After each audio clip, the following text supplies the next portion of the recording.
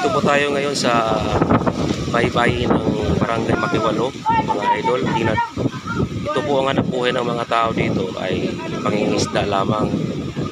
Kaya lang, pag ganitong panahon na mahangin, maalon, kaya hindi po makapangisda ang mga tao dito. Kaya madalas po ay gutom. Kaya ito po, titingnan natin itong mga bata.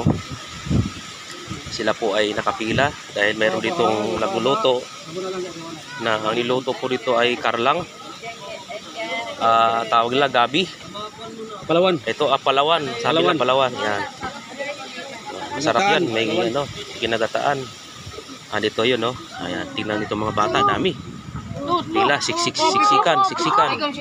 Yan, ito po, yan.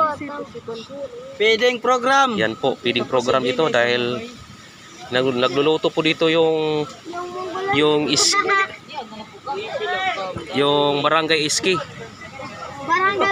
para po sa mga bata na maipsan naman lang ang gutom nila dahil nga sa tindi ng panahon na hindi po makapangisda ang ating pong mga kababayan dito sa Barangay Makiwalo sa Northern Samar.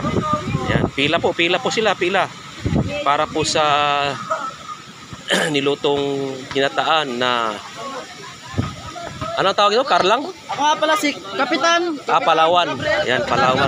Iwan ko kung anong tawag sa iba dyan. Basta, yan, ginataan nila po, niluto para lang maipsan ang gutom ng mga bata dito po.